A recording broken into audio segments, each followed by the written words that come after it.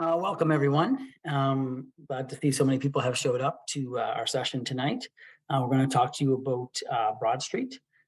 First of all, my name is Sean McDonald, and I am the principal for grades 9 to 12 at Broad Street. I'll just tell you a little bit about myself. I've been in education probably for over 23 years now. I have worked at all levels from elementary, junior high, and senior high in many different ways, from teacher to vice principal to principal. I currently have two children, one that is in high school in grade 11 right now, currently attending CPA. And I also have another child that's in their second year of university. With me tonight is Allison Walker and Susan Casey. Allison Walker is the vice principal, that's going to be one of the vice principals at our school, and Susan Casey is the principal for the pre-primary to 8 side. And I'll let them take a minute to introduce themselves. Hello and welcome everyone. I'm Allison Walker and I'll be one of the two vice principals on the 9 to 12 side. A little bit about me is I'm the mom of two teenagers in high school right now. So I'm living high school on both sides right now. My background is in teaching high school. I taught at CP Allen High School for 15 years. After that, I worked as a literacy coach, working in classrooms across our Regional Center for Education, supporting teachers with literacy development in their classrooms.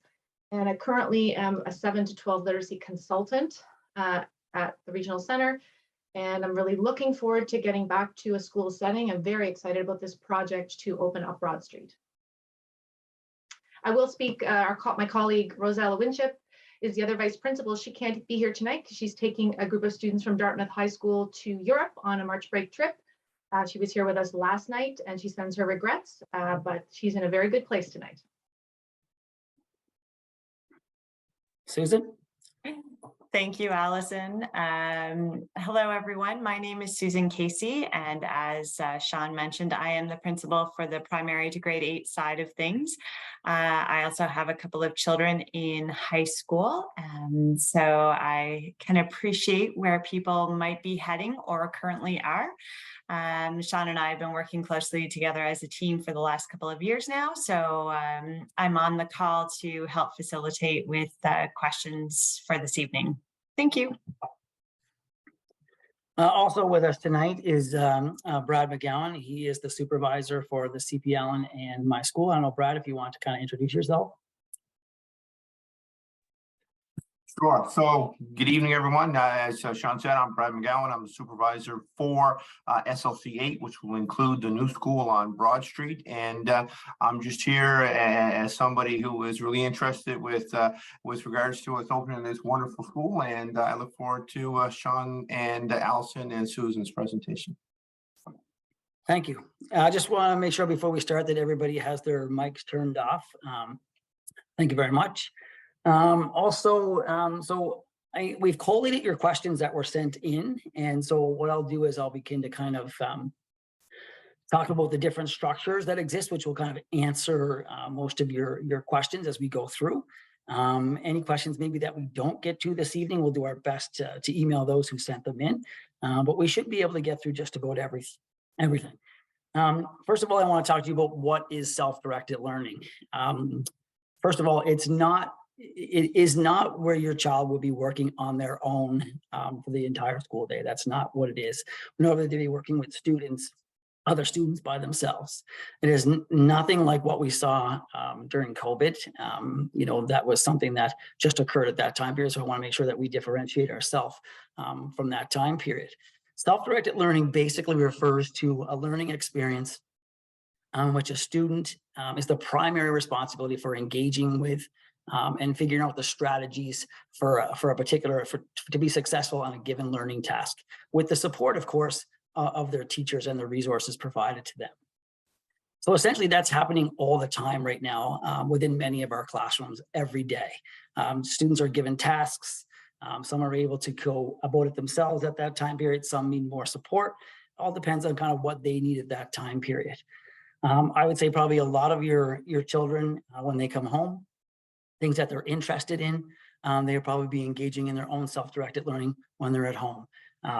We have access to information about anything now in regards to the internet. So when your child has interest in something, they can go watch YouTube videos, find out information, learn for themselves, go try things out. I know that this happens on a regular basis with all of our children. So it's important that we differentiate between, I think the term in itself may cause some confusion, but we'll get to kind of the heart of what the structures are to kind of help you understand why we're going in this direction. First of all, I want to mention before I get into the structures that all the courses that we offer at the high school will be the same that you would see anywhere else. We sent out our course booklet. Hopefully people had a chance maybe to take a look through that. So we offer French immersion.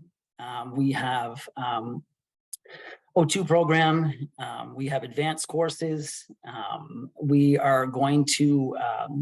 will have advanced placement courses, not next year, but when students enter grade 12 at our school. We don't know what those courses will be right now because that will depend on what students want in order for us to figure that out at that time period. We also have a skills trades program where students have the option to take courses in construction, trades 11, and manufacturing. So construction students get to build a complete motel unit. That's where they do the electrical, the plumbing, the framing, all of that. We also have manufacturing, which is metalwork and welding. Students would have to do the skills trade 10 course first, which gives them the basics of all of that. Students then have the option, if they're really interested in continuing in the area of the trades, they can do a skills trade co-op in grade 11, where they have an apprenticeship that they would be a part of in order to continue those skills if they're looking to go forward to NSCC and into a trade. We certainly don't promote it just for those who are interested in going into the trades. We think that these courses are really important life skills for anyone who might be interested. And so we want to make sure that students don't just see it as something that, it's only for those who are going into particular trades. So the only thing that we don't have that we'll offer that CPLN does is IB. So only certain schools in HRCE have IB, and the schools that don't have advanced placement courses. And so most advanced placement courses are at the grade 12 level. And so that's why we'll have them in our second year. Second of all, I'd like to let everyone know that grade 9 will be operating the same way that grade 9 operates at any junior high. So there is no change into what that will look like in terms of how their day works. The other big thing that's come about, and one of the questions was around extracurricular. There seems to be some messages out there that we wouldn't be having extracurricular activities. Any high school, junior high will offer any extracurricular that normally happens at any schools. We'll have clubs, theater, band, student council, and all the sports that students would be interested in having. If we have the number of students that are interested in, creating the soccer teams, all those particular sports would be available. The only one sport that I can't offer in year one is football. There's a lot of pre-planning. We have to purchase equipment, all those types of things. So it's difficult to offer in year one. But if we have a student body population that is interested in having that by year 2, then that's certainly something we would do all next year to get ready for the following year. So I want to let you know there's basketball, hockey, soccer, badminton, wrestling, any of the sports that typically any high school would offer, we will offer. And again, same with the clubs and any extracurriculars that go with it. Trying to think of any of the other main things. So I'll kind of get in now to some of the structures that exist and what kind of makes us a little bit different from the way high schools operate. So the first part that I'm going to talk about is the flex time. So it's important for me to define what flex time is. So in our school, we will operate in an unsemestered fashion. Now, many schools operate like this across the province. Also, any of the private schools that exist here in Halifax all operate in regards to a non-semestered fashion. So it's important to know that that does still exist, and students are able to get all of the courses requirements that they normally would get in order to graduate high school. So all that stuff remains the same. Nothing changes in regards to graduation requirements or any of that. So what the flex times allows us to do. So for each course that the student would have, so for example, if a student had 8 courses in grade 10, basically they would have 1 flex block per course. That's all the flex time that would be provided. So that basically would be 1/3 of their time. So every course that they have one, so they would have set class time or regular class as we know it for 2/3 of their time. So 2/3 of every course, they have set class where teachers do direct instruction and do all of the typical things that they do now. And then students have flex time. And during the flex time, students have the opportunity to prioritize what it is that they need to focus more on. So not every course has the same course load demand. So some courses require more time than others. So this allows students to prioritize that. It was interesting. It was just today, I was driving home with my daughter from school, and she had mentioned that about some the stuff that she had to get completed. And she said that she had finished, some of her work in one of her classes, that she knew what to do and got it done, but then pulled out some work for another course to get that completed. So basically, that's what we're allowing to happen. So she was kind of directing herself in terms of she knew what she was doing in that particular course. She was able to complete it, but she needed to put some more time into one of her other courses. So she used that time once she completed her work in that class to complete the work. So we're kind of pulling out that time to allow students to kind of prioritize what it is that they need to put more time into. And when students have flex time, so do their teachers. So their teachers are available to them during that time period. So if they need to access them, they can go find them. But if they are good and know what they are doing, they can go work in other spaces with people that they want to work with and where they want to work with, because they know what it is that they need to be doing. So that's what flex time is. So at the schools that we visited across the country, they have far more flex time in their day than we would. We're starting off in a very conservative fashion in regards to what we've seen at the schools that we had visited. So one of the schools, Mary Ward, which is in Ontario, students at that particular school, they go to each day that they go, their day is completely open. So they set their schedule for the day in terms of what teachers they need to see and what subject matter they work on. So they used to have set class time, but the students said that they didn't feel that they needed it. They should be able to choose whether or not they would go to what they refer to as a seminar or a direct class teaching. And so then it became that student, it wasn't mandatory. So those students go through their day and they go to a seminar or a direct teaching class if they feel that they need that from their instructor.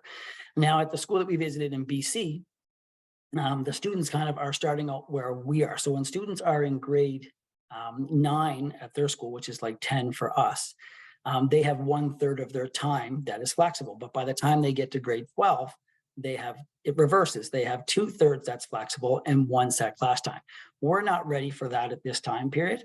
That may be a few years before we get there, and we'll kind of allow our students to kind of help us kind of evolve as we go. So again, we're starting in a very conservative way so that we can get those structures in place and kind of help students kind of navigate, how to utilize their time.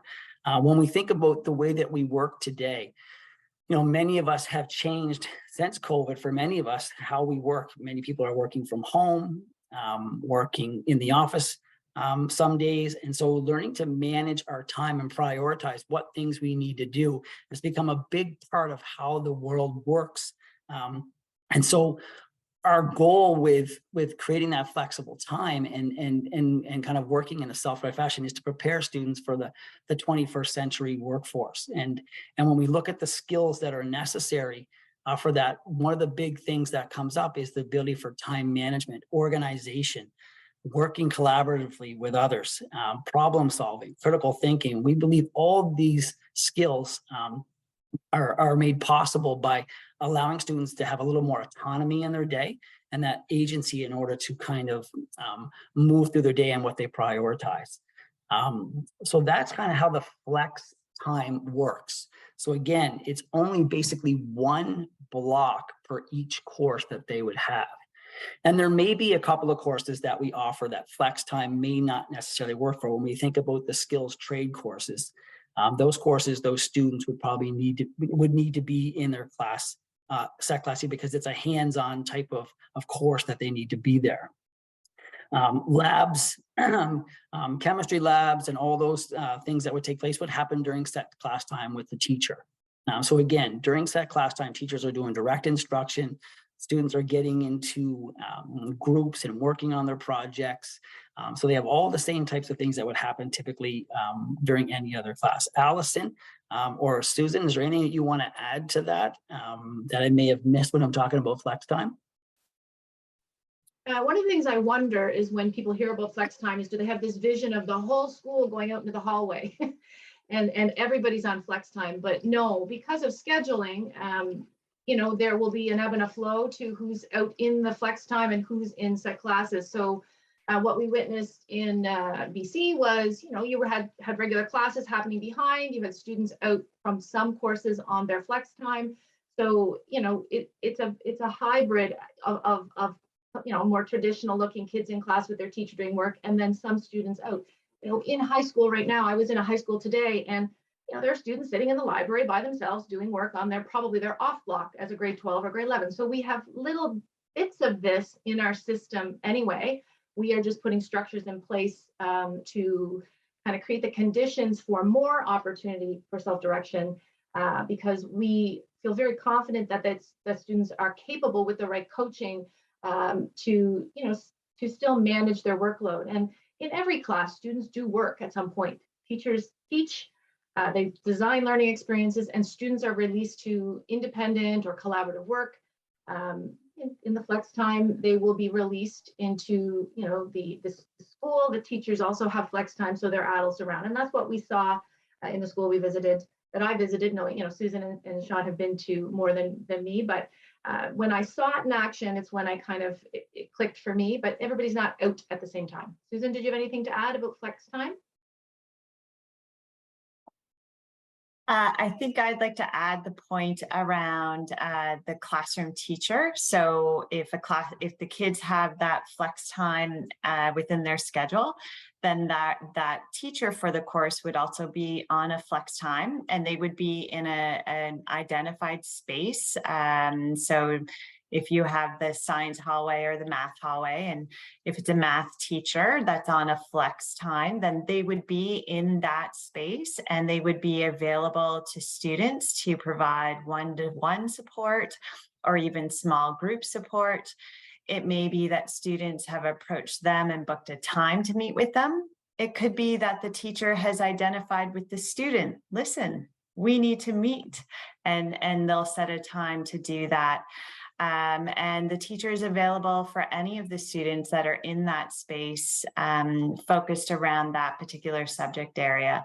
And so this model lends itself nicely to students who maybe aren't always feeling comfortable asking questions in a whole group setting. Or it may be that in the moment questions arise, and so they will be able to access that support. And we think maybe in some cases receive even more support than what they might be experiencing or, just might be experiencing currently in their situation, or if they were in a large classroom setting. Thank you. Yeah, and maybe I'll talk about the spaces a little bit to give people a better picture. For those of you who watched the video, you probably saw that at the school we visited, Thomas Haney, they had the areas called the Great Halls. Well, our school operates somewhat like that.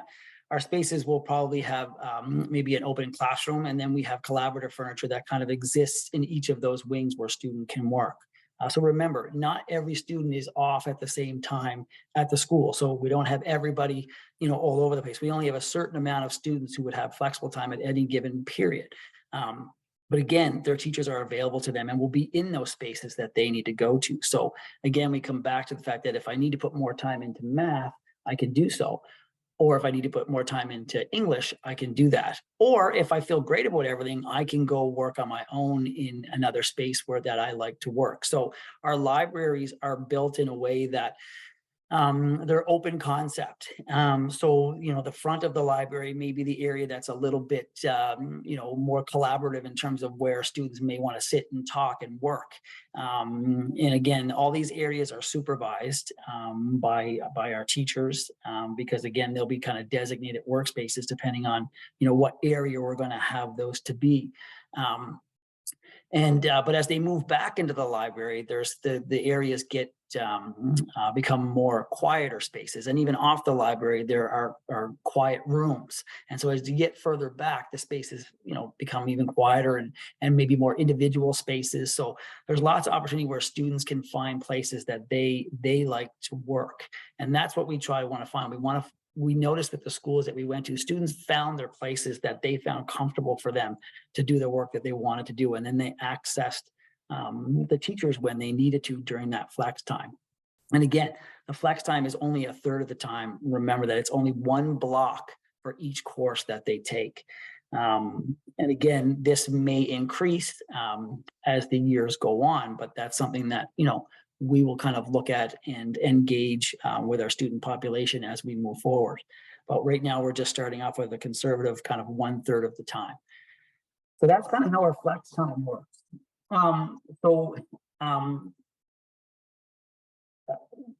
Next I'll talk about the learning guides. So learning guides are basically a work plan for a given period of time. Let's just say 2 weeks. So each teacher would kind of within their course provide students with the work that would happen for a given period of time. And we'll just use the 2-week time period. So students are given all of the materials up front so that they can kind of work through the material on their own, but also have the teacher will be doing lessons on that material, all the usual stuff during the set class time. But they'll probably hit the highlights, talk to them about some of the areas where they may find struggle, because teachers know exactly where some of the problems will lie and also where the main points that they should be looking at. But the teacher doesn't become the main focus of the information, but instead the kid is now moving through the material and finding out what they need more from that teacher, so they can really become deeper and start asking the questions that they need to ask in order to help them kind of move through the material. So that will be kind of given to them all through the Google Classroom, the information that they need. That'll include all the resources, videos, anything that they would need to kind of help them achieve the learning task that's been given to them. So right now, most teachers develop unit plans, which is, something that they would teach lessons on a given topic for, a particular period of time. So now we're just kind of chunking that material, but at the same time giving the students typically what they would do during their lesson time. So now the teacher can really focus in on the teaching component that they want to get to. So Allison or Susan, is there anything you want to add in regards to the learning guides? I just want to say, it's provincial curriculum. So all high schools are using the same curriculum. The outcomes are the same school to school. And that's teachers backwards design from the outcomes. They plan the assessment that they're, the assessment tools, and based on what the kids need to know and understand, be able to do for their curriculum.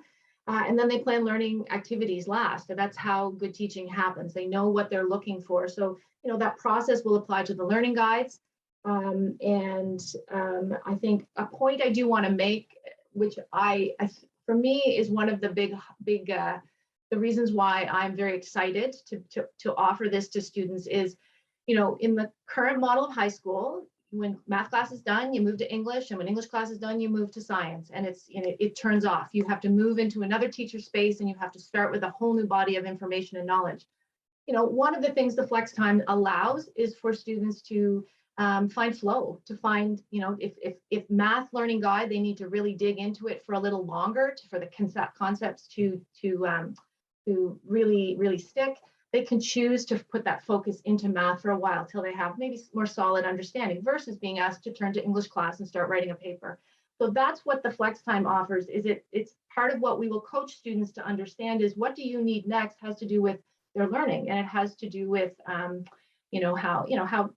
are they going to be able to get into some flow and get through some work in a really meaningful way for them. So for the flex time, that's where I see the self-direction happening, is instead of having to jump from class to class to class and subject to subject, if students need to dig in, and the work in math class is a little heavier this week, but in the next week, my paper in English is due. I want to have multiple flex periods where I access a writing teacher and I work on that.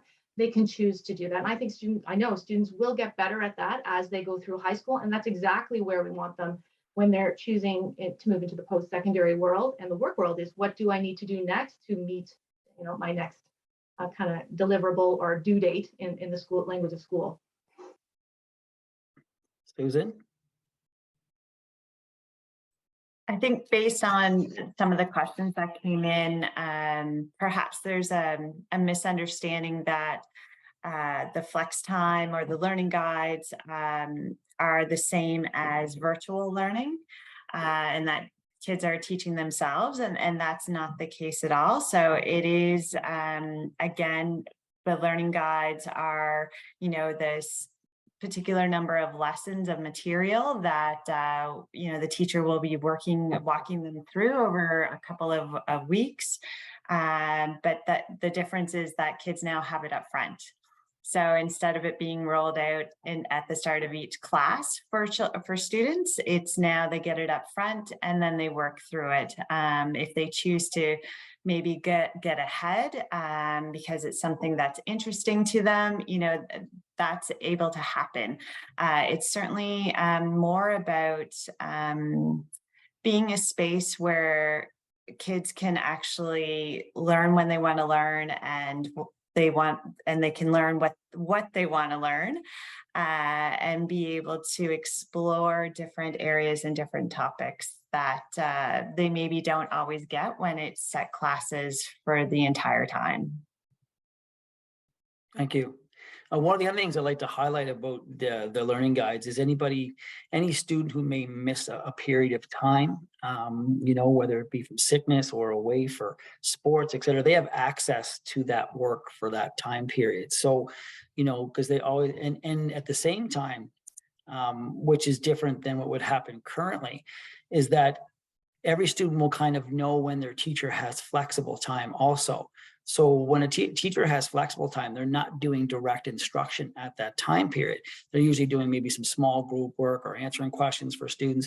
But that also means that if I'm away and I know that my teacher has flex time, I could set a virtual appointment with them to have a conversation around what it is that maybe I'm not sure of when I'm going through the learning guides and the information. So I often think of students who are paddlers and who are away for long periods of time.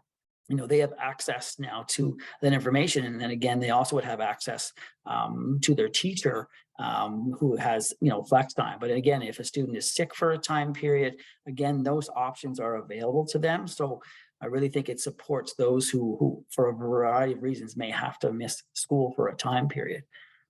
So that's basically what the learning guides are. I'm now going to move into the teacher advisor model. So a teacher advisor is not, I know that the term may get confused with, what a teacher advisor looks at a university or any of those other things, but that's not. So it's not a new position. It's not a different person who works with anybody, but every teacher in the building will have, as part of their assignment, will have a group of students that they follow for 3 years. So they'll have students in multi-grade levels. And they will be that first point of contact between the student, home, and school. So they will really get to know your child over the 3 years. High schools are big places, and we want to make sure that every student has somebody that knows them and can speak to them, and that they can go to if they need something. So that person becomes their mentor, their coach, their advocate, their facilitator, all of those things that we want students to have. And again, it's that one point of contact for a parent if you need to get some information, because again, this is a part of every teacher's assignment. So they'll still be teaching whatever courses they normally teach, but we have made this as part of the assignment. So your child would earn, and explain this. So with the teacher advisory component, it's basically a course that a teacher will also teach to your children. So there are the teacher advisor meets with your child at the beginning of every day to kind of check in with them, see what they're going to be doing. So every student will get an agenda, which is part of kind of a planning process. So they'll be able to kind of put in what they're doing during their flex time periods. And the teacher advisor will sign off on that. So first thing in the morning, every day, students will go see their teacher advisor. But also during one period each week, we'll have an extended TA time period.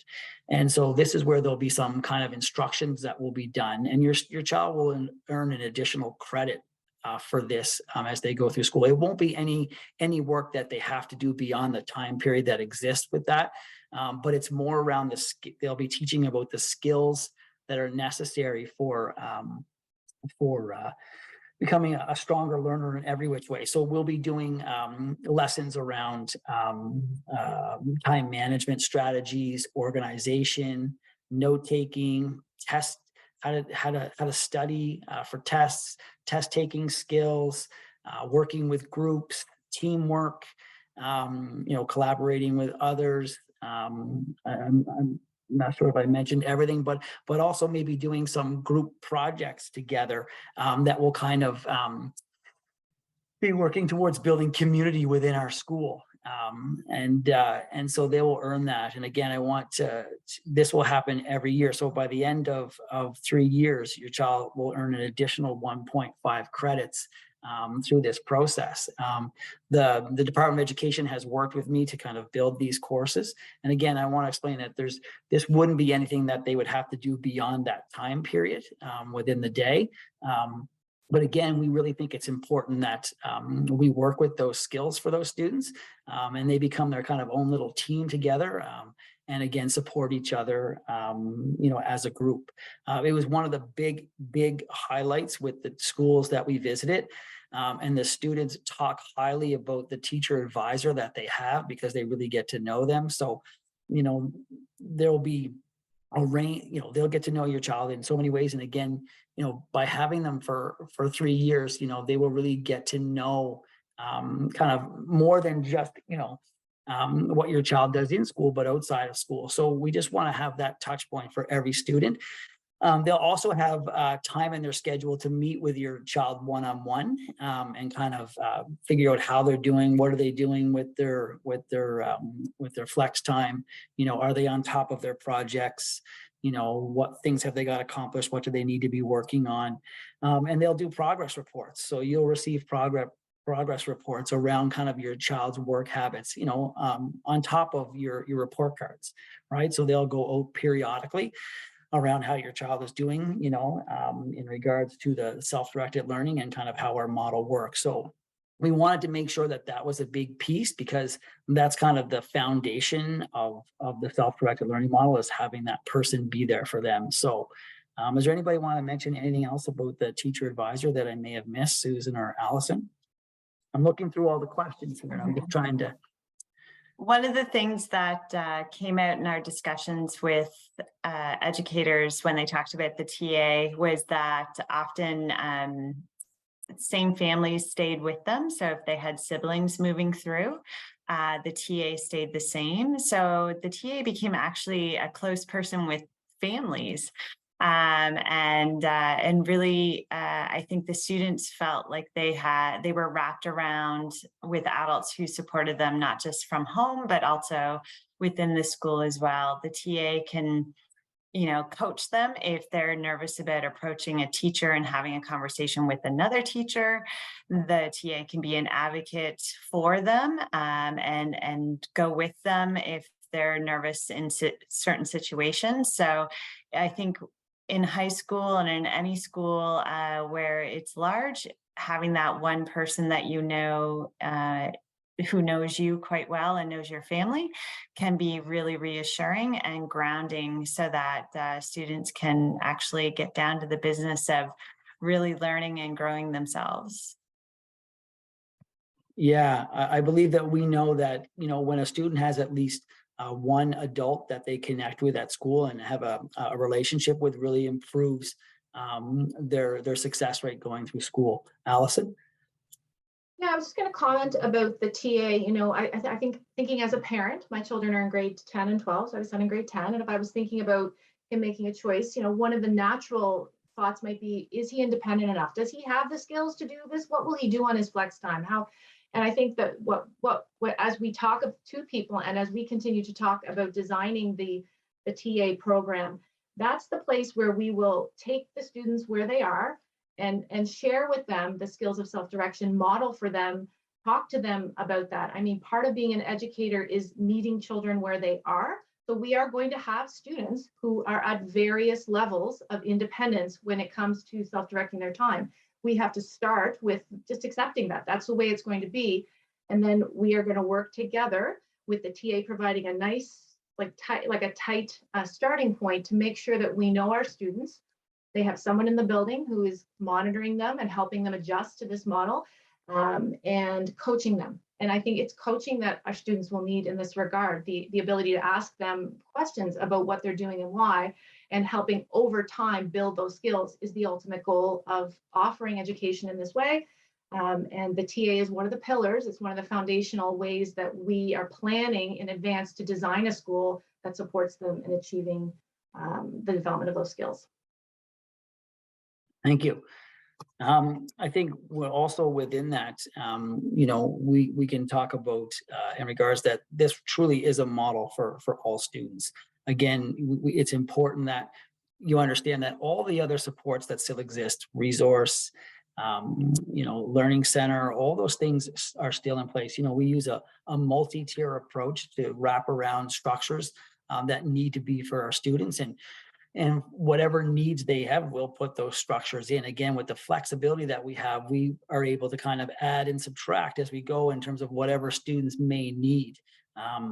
You know, so it's important to know that none of those things that you normally see in a high school for any students with any particular needs are going to change. You know, that's all still going to be there. And, you know, we want to make sure that all students have the supports that they need. And again, we build in what's necessary for that student. You know, I certainly wouldn't take on a model of something if I didn't believe it was for everyone.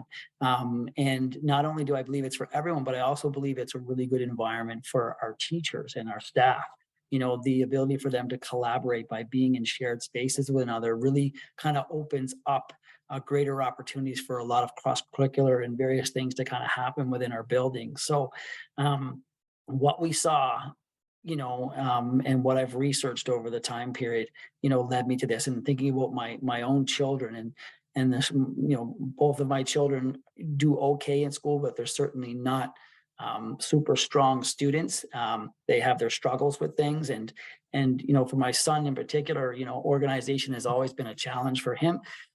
He's in university now, and what I think this scenario would have done for him, you know, he's also a student athlete, so a lot of his times in the evening were kind of tied up, and he found himself challenged at times to get his work done because he's always struggled on how to kind of manage his time properly. So I think if he had had this opportunity, it would have kind of built in those structures for him even going forward. So, you know, he's at university now and still trying to kind of figure that out.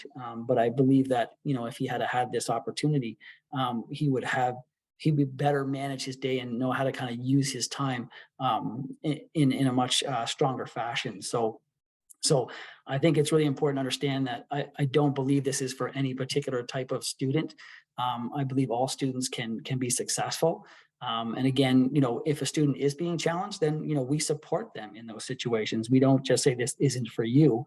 You know, we find the ways to help them through those scenarios by, again, you know, if a student is not using their flex time properly, then, you know, the teacher will say, hey, I need to see you at this time down here. And we build those components in so we can add structures where they need to be based on what that student needs. Susan or Allison, you want to add anything to that? I can speak to perhaps, so Resource and Learning Center is my background.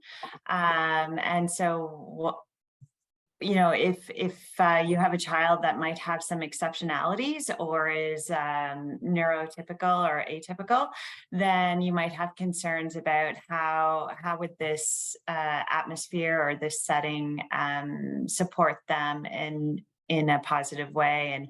And one of the things that we saw in both schools is that it was it's a format for everyone. We saw all kinds of learning levels, ability levels, mobility levels, all types of different learning happening. And again, as Sean said, it's really about individualizing the structures for each student, with the goal being to help that student become as independent as they possibly can, so that they can head out into the community with as much independence as they can learn.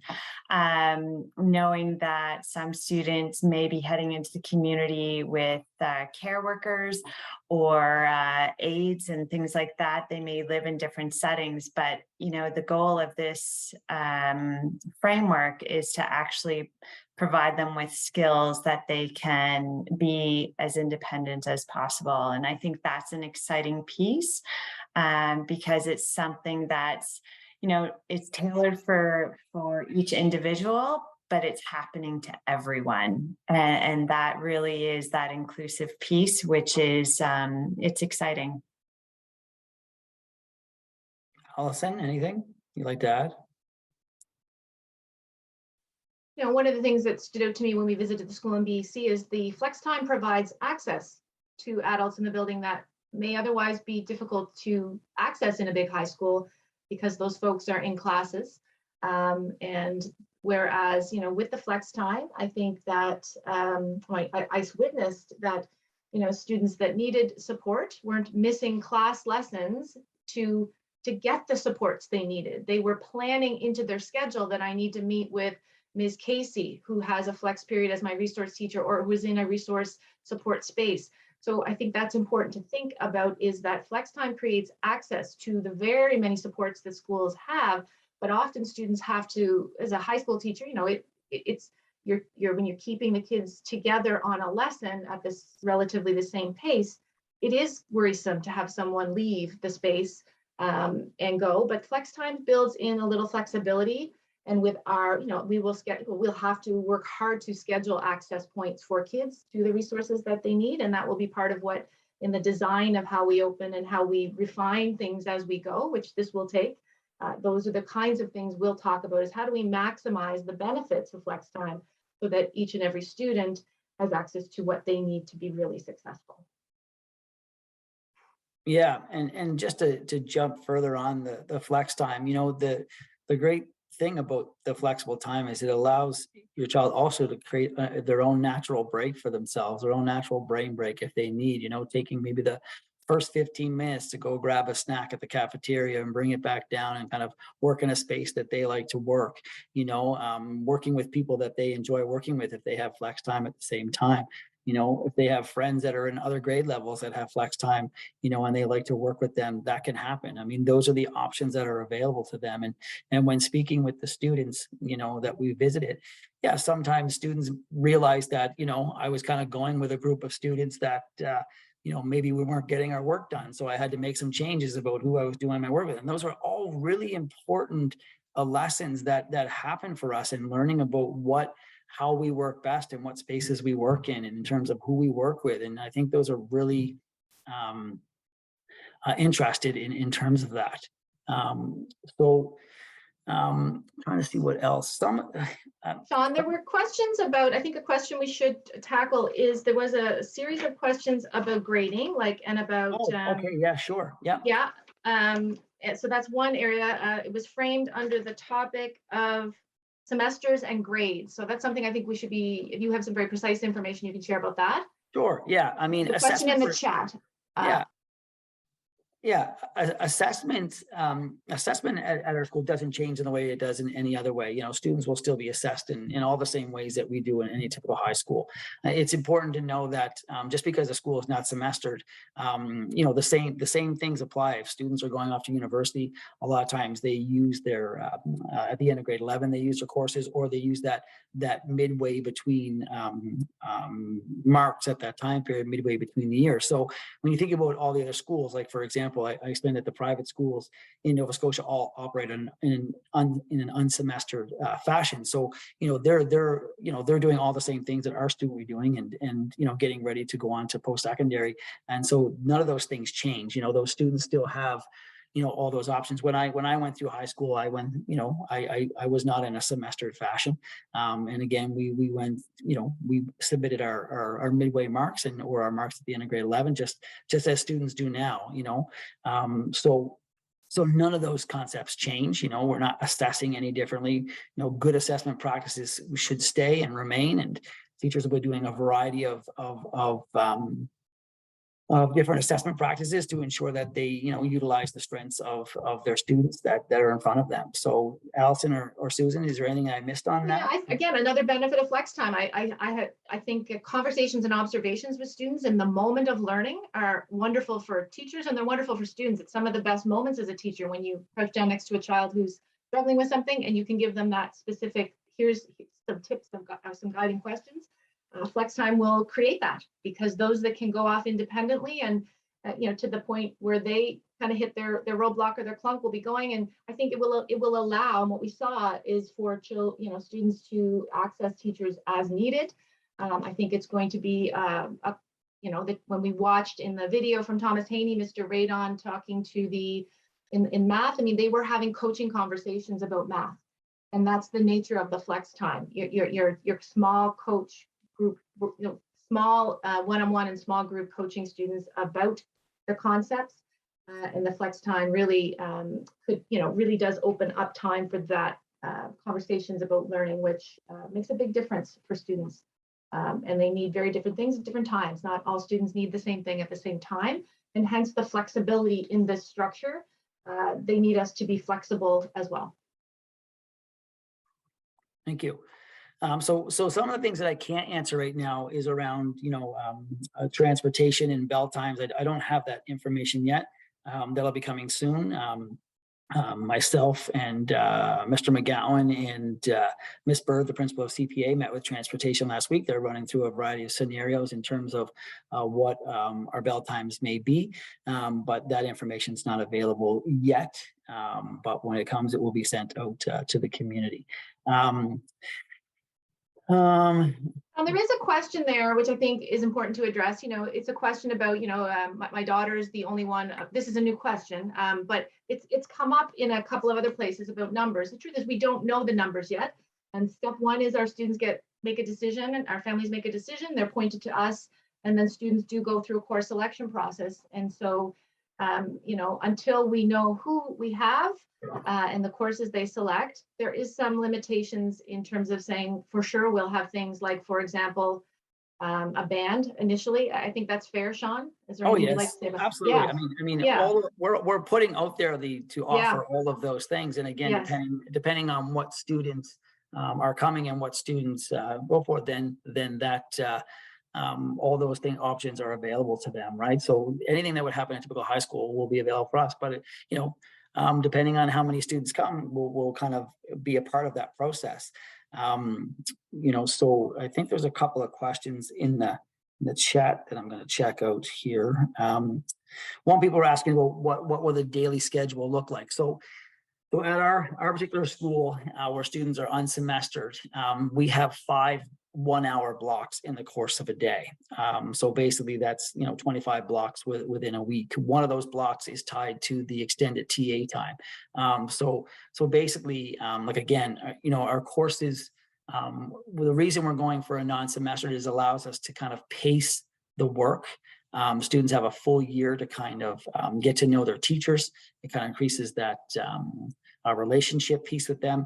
Also, the science behind it is that when a student learns something, that the time in between their learning before they go back to that learning experience is just as important, because our brain, even when we're not doing it, is thinking about the information that we just learned and is kind of playing with that information. So, it's really important sometimes to not always jump back into that environment before we've processed that information. So, and again, it allows us kind of to pace the year in a really kind of nice fashion. And again, if a student does fall down a little bit, they've got a lot of time to pick themselves back up in the way that it's structured. So again, they would have all their courses at one time period. So they would see that course. Remember, they would see that particular 2/3 of that week they would have for each one of their courses. They would have set class time, or traditional, what we would consider more like a traditional classroom setting. And then 1/3 of that time, or one block for each of their courses, would be a flexible time. Now, if they're doing academic math is a 2 credits. So what that means is that then it's just the time is doubled for that within the schedule. And then that student would probably have 2 flex blocks for that. So because again, we're still going with that same ratio of 2/3 in class, 1/3 would be flexible. So again, they would see that particular course more often in a week during that time period. So I hope that answers the question. So again, I guess the other part of that is that in our school setting, your child will be with us for the complete day. So when they do have flex time, that doesn't mean that it's an open time where they can just leave.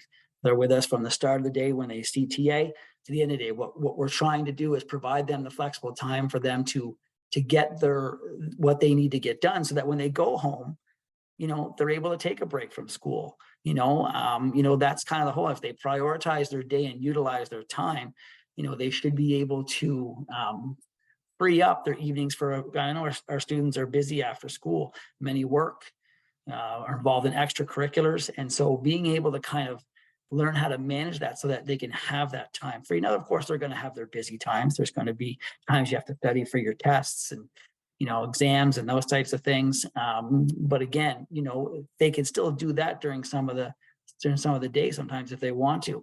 We did a quick survey with students kind of earlier in the year, and we were kind of asking them questions about kind of what would their ideal school look like, or what were some of the challenges that got in their way for them being successful. And one of the big things that came out that they said, and many students said, it was time for self-study throughout the day.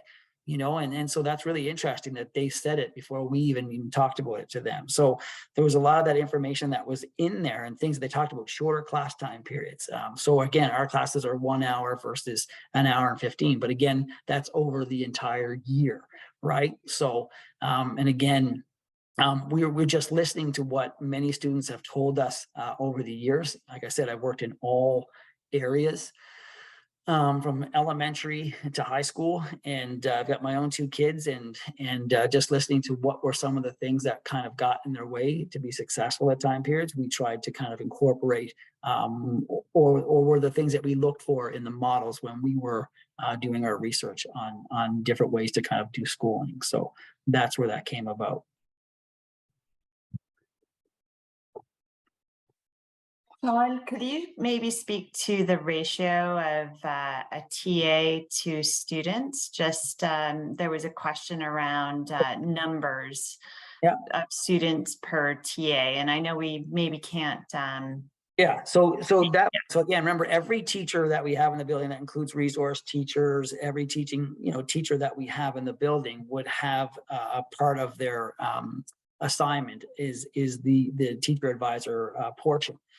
So again, depending on the number of students we have and depending on the number of teaching staff we have, that would determine, how many would be in each group.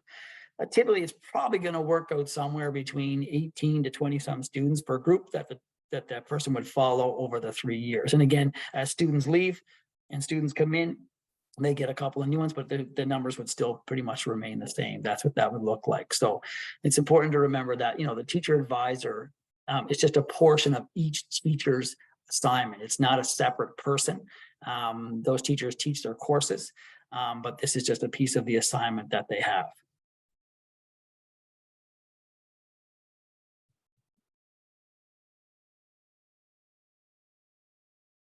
So I think there might be questions about sports teams, maybe. Again, I'll go back to the fact that we will offer whatever sports teams that we can, again, based on the population and what students want. So all sports are on the table. The only one that I can't offer in first year is football, just because of the challenges that come with that particular sport and getting kind of prepared for that and some of the budgetary requirements that exist for it. But I've already had multiple people reach out to me interested in coaching sports at the school. I've also had some businesses in the area that have reached out looking to sponsor a whole variety of different teams. So there's lots of, interest in that. And again, we are going to offer the same school experience as anybody else would, and all those things would come into that. Trying to think if there's anything. I'm pretty sure I went through most of the questions. I just want to speak to a comment that Sharif has put in, which I think is a great one. So the TA isn't the one that provides the support directly to their students during the flex time. If they happen to be one of their teachers, then that could happen. But the student during their flex time, their flex block, would have access to the specific teacher that's teaching them the course of that subject. So during throughout the week, there will be face-to-face direct teaching with a teacher, and then during the flex block, that student could go and choose to work in that subject area of the building and have access to their teacher during that time and receive support from their actual teacher. The TA can be someone who certainly they might go to them to run some questions by them, or to ask for help in maybe accessing a teacher that they might be nervous about approaching. But the TA is really there with their course to be able to help support them with building the skills that they need to be, independent with their own learning. Thank you. We only have a couple minutes left, so I'm going to address one of the questions around exams. Yeah. Someone was asking about whether it be 8 exams. So first of all, most courses in high school now, a lot don't even have exams. They have more of what's called process exams. And then again, if you're doing physical education, which is again something you have to do in your grade 10 year and other time periods, those courses. So a student would never write 8 exams at the end of the year. And again, in a non-semestered fashion, they would write kind of some midway kind of examination. So again, at the end, they would have kind of, only a certain amount of material that they would have to do on that particular end exam. Also, when we look at advanced placement courses, right now, currently, again, we will have advanced placement courses in our second year. But right now, if a student took an advanced placement course in first semester, then they have to wait till May to write their exam in that course.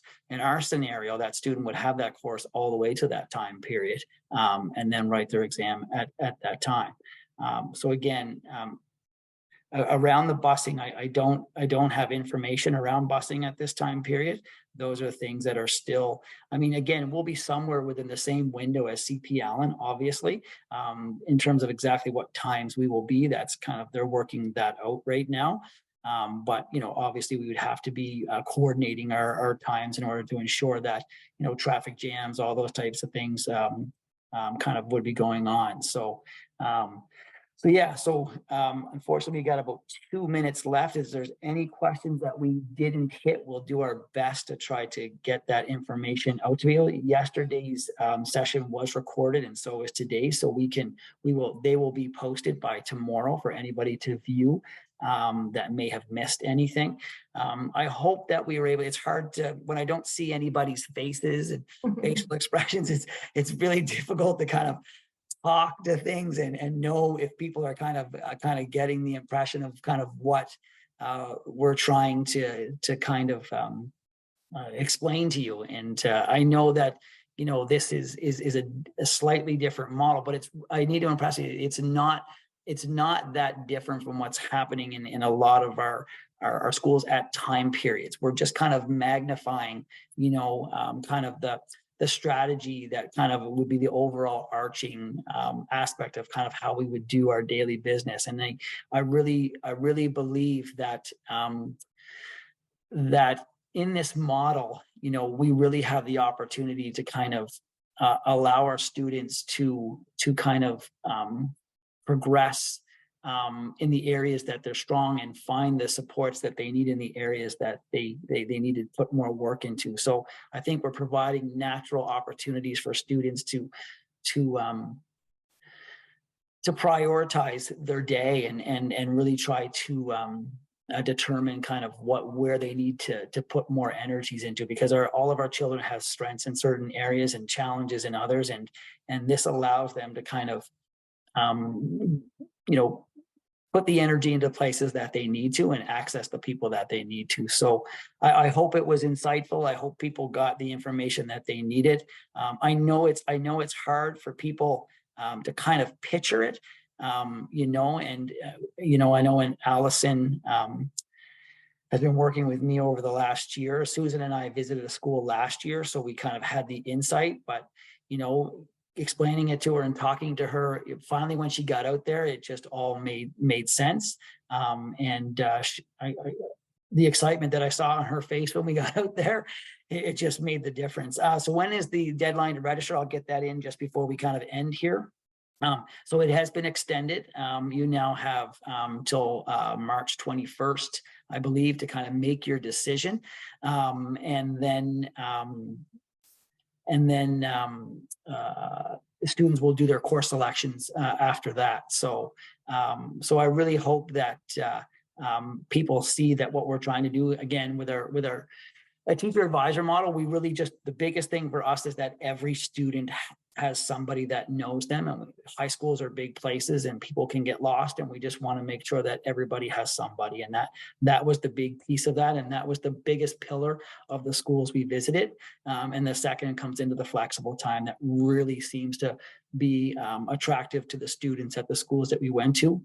And there's many more schools, especially out in BC, that have adopted at least just the flexible time and are really, I actually just got an email from a parent who's moved here from Vancouver and was so excited to see that that we are going there, because this is kind of how her kids in school and the success that she was seeing out there. So again, we're over time, and I hope everybody kind of got what they needed. And anybody out there that maybe didn't get to hear, please pass on any information that may be being misheard or misunderstood. We would greatly appreciate it. So thank you very much. And we hope to see your kids next year. We would love to see them all in this situation. So thank you.